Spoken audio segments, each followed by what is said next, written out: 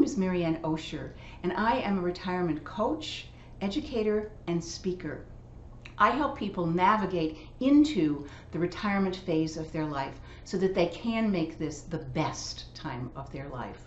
Today we are going to begin to paint a picture of what the map looks like as you navigate through the sometimes bumpy waters of making that transition to the place that you want to be, that dream place. Now, what would an ideal life look like for you after retirement? Certainly for most of us, it's a little bit less stress. I mean, stress sometimes feels good when the adrenaline's going and you're in the midst of creating something fantastic. Certainly maybe a little bit less pressure and a lot less frustration, whether it's your boss or your clients or wherever the frustration comes from. No matter how much you enjoy what you used to do, for most of us, the time comes when you just say, enough. I've had enough. And the thought of doing what you want to do when you want to do it is pretty intoxicating. The freedom, quite frankly, is exhilarating. And it's just life, but at a little bit more leisurely pace.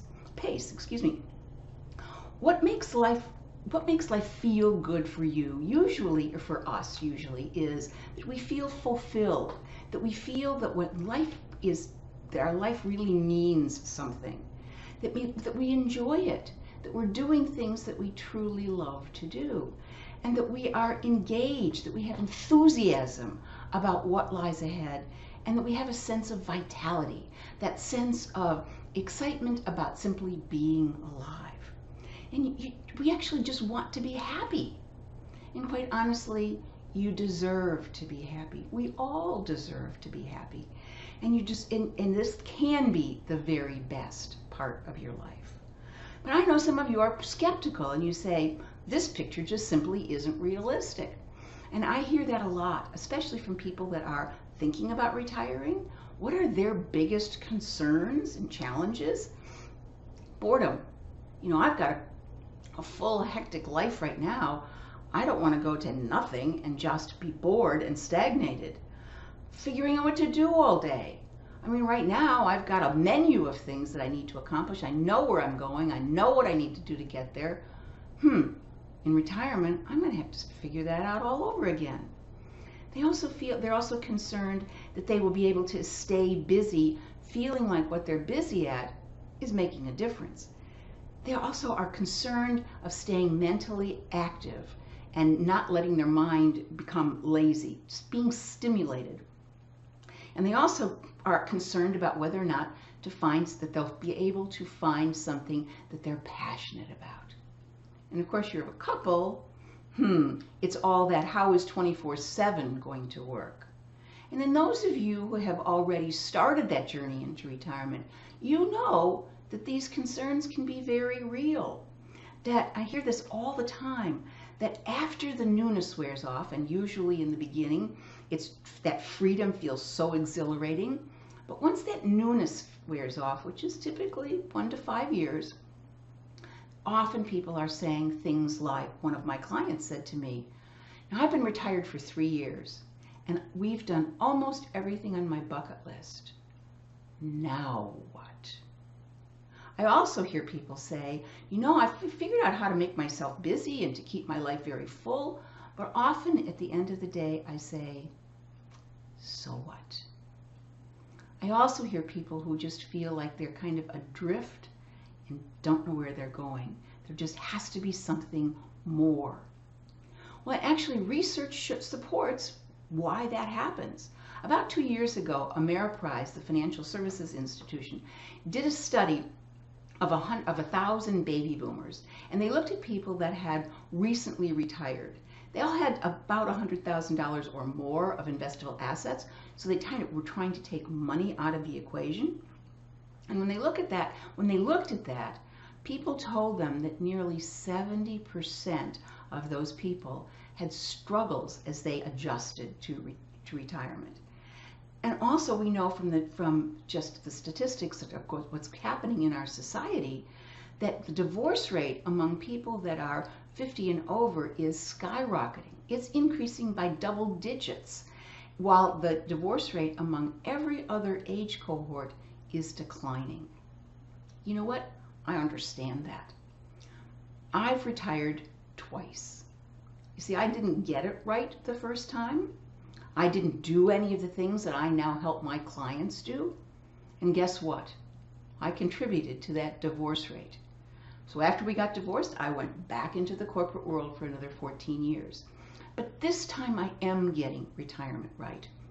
This time I have figured out what it takes to make my life feel rewarding and fulfilling. And I'd love to help you find that same kind of satisfaction. So back to Ameriprise. What they said, what people in that research said, was that the hardest part about this challenge was the emotional adjustments they had to make. I mentioned before that there's often a honeymoon period.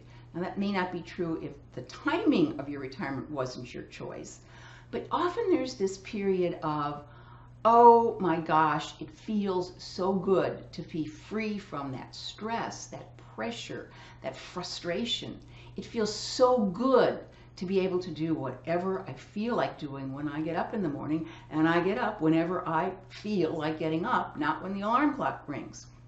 And so that period is just a fabulous time. And it's a time when we feel really good about the decisions we made often. But at some point, that begins to fade. And people tell me, you know, I used to love to play golf. I love to play golf. But I used to think that playing it 5 days a week was going to be nirvana. But now I'm finding that it's not as much fun to play golf 5 days a week anymore. And I really need something more. And part of that struggle is that none of us realized that when we retire, we have to replace the non-financial benefits that we had when we were working. I mean, I don't know about you, but I never thought about there being any non-financial benefits. But when you think about it, there are 4 important ones that we need to replace once we move into retirement. The first one is our identity. For most of us, who we did, the title on our business card, the contribution that we were making either to a company or to society was how we defined ourselves. Well, when that's gone, how do you feel? Who are you? The second thing is structure. Now, certainly one of the benefits of the honeymoon period is you don't have any structure and you can create it as you want to, but at some point we all need to have some kind of routine that we choose. And so part of the benefit that has to be replaced is the structure of how you want your life to look, how you want your days to unfold. And then there's the important thing of feeling like you are worthwhile. When you're working, you have a sense that what you're doing is contributing to society in some way. At least you know that people value it enough to pay you to do it. So replacing that sense of feeling that what you're doing matters is an important piece of this transition. And then there's the social part of it. Many, many people miss the social interaction, whether it's over the water cooler or whether it's with your network or whether it's with your clients or whatever the social interaction is. That needs to be replaced. And we don't realize that after this time of honeymoon, this time of euphoria, that we begin a process called transition. Any large change in our life triggers this process. And it has some very specific aspects of it that most of us are not aware of. The first part is called the ending. And the ending is being able to let go of the things about your old life that you enjoyed. I remember when my dad was a senior executive at Sears Roebuck when Sears was a really good company, and he had a very senior position. And the weekend before he was going to retire, we were sitting around the dining room table, and Daddy got real quiet for a minute. And then he picked up his business card that had been laying face down on the table, and he said, you know, today this card opens lots of doors. And next week, it isn't going to be worth the paper that it's printed on. So letting go of that feeling of who you are opens up doors, of feeling the surge of enjoyment from the power of being able to make decisions. Letting go of that is very important if you're going to successfully move into this next phase of your life. But often that is much more easily said than done, especially the power part for most of us. And then there's a time that's not necessarily sequential. When you move into this time that it has lots of names, I tend to call it the time of confusion. And the time of confusion means, I thought retirement was going to look like this, playing golf 5 days a week or going out on my boat every day. And now I'm not so sure that that's the full picture, but I don't know what the picture looks like. And in that place of not knowing, it's pretty uncomfortable. Our minds don't like ambiguity. We don't like not knowing where we're going. We don't like not having a clear picture. But that's one of the characteristics of moving through a transition. I'm sure many of you have done remodel projects. So let's pretend for a moment that you've decided to remodel your kitchen. And this is true whether you chose to do it, in other words, chose the timing of your retirement, or whether you didn't. Maybe there was a fire and you have to do it even though you don't want to, like, wasn't my choice to retire at this time? Which, regardless of which way it is, you start the project thinking, okay, here's a vision of what I want this kitchen to look like. And what's the first thing that happens?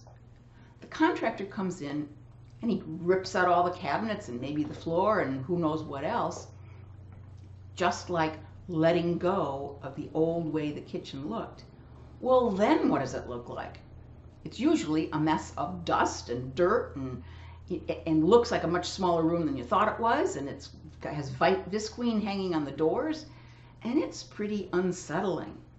And it's often during that time of a remodel project, for example, that you begin to wonder, is this going to turn out the way I thought that it was? Is it going to look the way I pictured it? Am I going to like it when it's finished? I'm just not sure.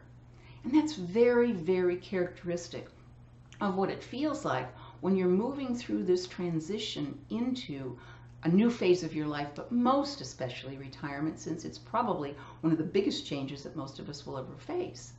And so knowing that that time is going to occur makes all the difference, because when you find yourself in that place, so many of my clients have said, I made this horrible mistake, I never should have retired. Or if they're a couple, they blame each other for how they feel, which contributes to that declining relationship. I mean, I can't tell you, one couple came into my office one time and they said, we used to have a great relationship and now all we do is bicker and fight. And what do you think they were going through? They'd retired about 4 or 5 years earlier, and they were having trouble replacing those non-financial benefits and seeing what the big picture was going to look like. And as they were in this time of confusion, they were blaming each other. But when you know that that's coming, when you know that that's normal, it's much easier to say, take a deep breath and say, let's take it a day at a time. So part of the shift into retirement is the fact that we don't have a really clear picture of what retirement can look like today. The old paradigm has definitely shifted. The old paradigm, the old vision of what retirement was, had 2 phases. It had pre-retirement, when you were working toward it, and then it had leisure. I mean, when my parents retired, there was no such thing as working or any of those kinds of things. I mean, if you weren't playing golf all the time or doing whatever leisure activity that you wanted to do, there was something wrong with you. So that leisure was kind of the picture. Well, there was a study that was done in 2014 by Merrill Lynch in cooperation with a company called AgeWave that was started by a man named Ken Dykeworth. And Ken Dykeworth is one of the leaders in the whole thought movement about retirement and what the possibilities are. And in that study, they discovered, after they talked to 7,000 people as they moved through that transition into retirement, they found that there are no longer 2 phases, there are 4. And the first of those new phases, if you will, is called career intermission. So phase 1 now is pre-retirement. Phase 2 is career intermission.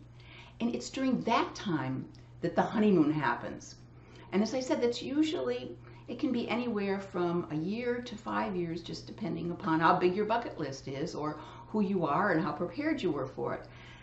But it's a time to know that when that great feeling happens, just relax and recharge your batteries. Because you know, that career was much more demanding than many of us realized as we were going through it. And it takes some time to recharge those batteries. And know also that in this career intermission comes this transition, this time of moving through uncertainty. And actually, it's a great time if you're willing to accept the fact that it is what it is and that there is an end to it, to know that it's a time for you to be introspective, to say, okay, I knew who I used to be, but who am I today? I mean, how many people have you met at a cocktail party who introduced themselves by telling you what they used to do and haven't shifted yet into clearly understanding who I am today? Well, this is an opportunity to start to get in touch with that, to begin to get a picture of what you want this time of your life to be like. And knowing that it is normal for it to be fuzzy and just not wake up one day and you see it clearly, it doesn't kind of work that way. Knowing that that's normal allows you to take a deep breath and just work through it. It's also important to know that you don't have to get it right the first time. This retirement thing is a journey. You may have an opportunity to go to reinvent yourself, if you will, more than one time. But so understand that this career transition, this career intermission, is really a time when you enjoy it in the beginning, you go through this time of uncertainty, and in this time of uncertainty, the picture of what you want your life to be like will emerge. And then you move into phase 3. And phase 3 is re-engagement. And that means staying engaged by doing something that you enjoy doing. So there are a number of ways to get re-engaged. And that doesn't mean that leisure isn't a part of that picture. It just means that for many of us, leisure is a part of the picture. And so the question is, what else does the picture include? Certainly some leisure and more of it than you had before you retired, but what else? Well, there are lots of ways to get engaged. One of them is to follow a dream. It can be an old dream that you had and had to set aside for whatever reasons, whether you started a family and no longer could take the risks or do the kinds of things that you wanted to do. And so you can go back and revisit that old dream. Or maybe it's a new dream, some new things that have emerged that you said, you know, I've always wanted to do that. Maybe it's a hobby. Maybe it's playing an instrument. Maybe it's writing a book. Who knows? It can be whatever that dream is. Another way to be re-engaged is working. You know, as I mentioned earlier, when my dad retired, the idea if you worked, then it means you had to work and that you somehow weren't successful and therefore there was a stigma to it. Well, that's not true in today's paradigm, in today's view of what retirement is like. One of the things we know for certain is that approximately 47% of current retirees work, whether it's full-time or part-time. And then we also know from this research that as more and more boomers are retiring, that's likely to go up to something like 70%. So why do people want to work? It's because they want to stay stimulated. It's because they love the social interaction. It's because they get a sense of fulfillment from whatever they're doing. And it doesn't mean that it has to be highly paid like it used to be. It doesn't mean that it's even in the same field that it used to be in. It's just something new. It might be starting your own business. It might be doing consulting. It might be almost anything. And with the research that I mentioned before, the Merrill Lynch research that Ken Dykeworth was involved in, found that there are actually 4 kinds of people as they choose to work. One is the caregivers that want to give back, and I'll come right back to that one. But the other 2, first is they're driven achievers. These are people who are probably workaholics when they were working, and they need to have something to replace whatever that stimulation is, whatever that issue was that made them love doing what they're doing. They need to replace that. They feel like they're at the top of the game, and they aren't ready to stop that. And so they choose to do any number of things, start a new business, do whatever, but they're driven because they love that achievement. A second type is somebody that is a life balancer. Oh, they might need the money to help offset the expenses, but they're really looking for that life balance. That they see work as also a way of replacing those non-financial benefits of working, whether it's part-time or full-time. So they want this balance of life. And then the third type is the one that we used to think, which is the earnest earner, is what they're called. And those are people that have to work. Now, the life balancer and the driven achiever are working, doing something that they enjoy doing. Often, the earnest earner is frustrated because they have to work.